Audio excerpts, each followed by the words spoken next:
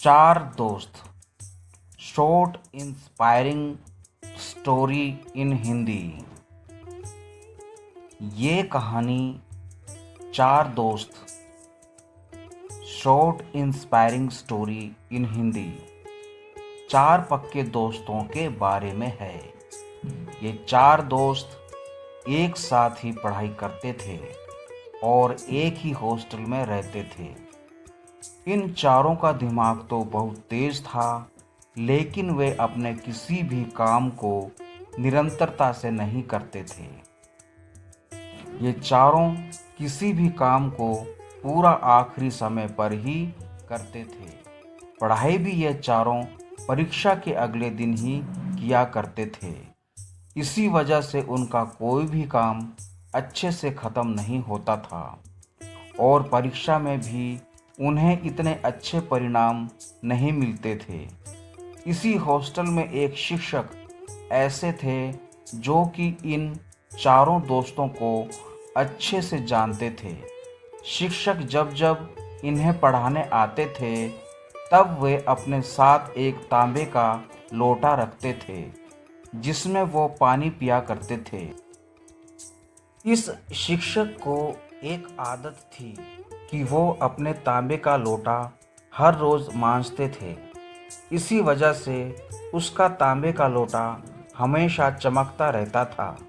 एक दिन जब ये शिक्षक हर रोज़ की तरह अपना तांबे का लोटा मांज रहे थे, तब इन चारों दोस्तों ने शिक्षक को देखा और उनके पास जाकर उनसे पूछा कि गुरुजी, आप ये लोटा हर रोज़ क्यों मांजते हो? इसे हफ्ते में या महीने में एक बार मांजो तो भी क्या फ़र्क पड़ने वाला है। पहले तो शिक्षक ने इन चारों की बात ध्यान से सुनी और फिर कहा, तुम चारों शायद सही कह रहे हो। मुझे ये तांबे का लोटा हर रोज़ नहीं मांजना चाहिए। अब से मैं इसे हफ्ते में सिर्फ एक बार ही मांजा करूँगा। फिर शिक्षक ने कहा, अच्छा सुनो, क्या तुम मेरे लिए एक काम कर सकते हो? चारों ने कहा, हाँ बिल्कुल, तुम इसे हफ्ते में एक बार मांज दोगे। चारों ने खुशी खुशी इस काम के लिए हाँ कर दिया। एक हफ्ते के बाद शिक्षक ने अपना तांबे का लोटा इन चारों को मांजने के लिए दिया। तांबे के लोटे को देखकर साफ साफ पता चल रहा था कि उसमें अब वह चमक नहीं रही थी जो तब रहा करती थी जब शिक्षक उसे हर दिन मांजा करते थे। उन चारों में से एक दोस्त ने लोटे को मांजना शुरू कर दिया। बहुत देर तक मांजने के बाद भी उसमें वह चमक नहीं आई जो पहले थी। बाद में एक एक करके बाकी के तीन दोस्तों ने भी इसे मांजा, तब जाकर कहीं वो लोटा चमका।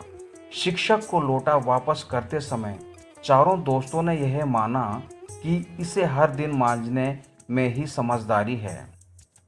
ज़्यादा दिन हो जाने पर अपनी चमक खो देता है और ज़रूरत से ज़्यादा इस पर मेहनत करनी पड़ती है। शिक्षक ने चारों दोस्तों को अपने पास बिठाया और उन चारों को समझाया कि देखो बच्चों, ये लोटा हमारा शरीर, दिमाग और हमारे विचार, इन सब का प्रतिबिंब है। जिस तरह से लोटे को हमेशा चमकता रखना है तो उसे निरंतर धोना ज़रूरी है। इसी तरह से शरीर को स्वस्थ रखने के लिए कसरत, दिमाग को स्वस्थ रखने के लिए किताबें पढ़ना और विचारों को साफ रखने के लिए मन को कंट्रोल करना अति आवश्यक होता है। उन चारों दोस्तों को अपने शिक्षक की बात अच्छी तरह से समझ में आ गई। उन चारों ने अपने सभी काम नियमित और समय पर करने शुरू कर दिए। फिर वो चार कभी भी किसी भी काम में या फिर परीक्षा में असफल नहीं हुए। जिस तरह बूंद बूंद से घड़ा भरता है, उसी तरह हर दिन निरंतर कोई काम करने से हम उसमें माहिर हो जाते हैं और फिर हमें उस काम में कोई भी नहीं हरा सकता।